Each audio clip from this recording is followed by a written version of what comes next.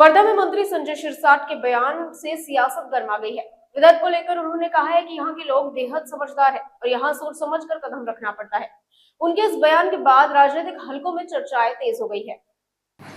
मंत्री झाल्यानंतर पहिल्यांदा मी हॉस्टेलचं भूमिपूजन करतोय, तेही वर्ध्यापासून सुरुवात करतोय।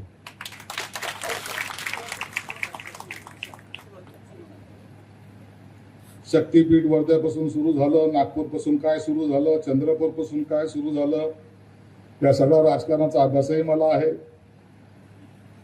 म्हणून नागपूर हे शहर किंवा विदर्भ हे सगळ्या कामामध्ये अग्रेसर असतं हा माझा समज आहे।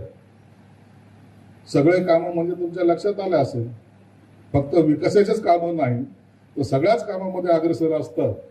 मग ते राजकारण असो, समाजकारण असो। म्हणून विदर्भाला येताना थोडंसं विचार करून यावं लागतं। माणसं हुशार आहेत, कधी कुठं अडचणीत आणतील सांगता येत नाही।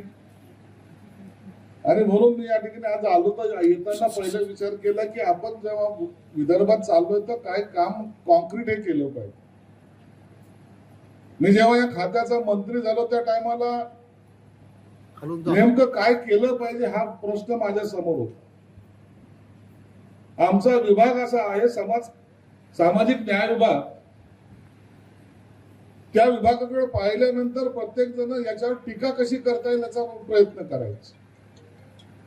आम्हाला हे मिळत नाही, आम्हाला ते मिळत नाही, आमचे अधिकारी असे आहेत, तुमचे अधिकारी तसे आहेत। आणि जणू काही हे सगळे अधिकारी आरोपी आहेत की काय अशा भावनेतून या खात्याकडे पाहिलं जायचं।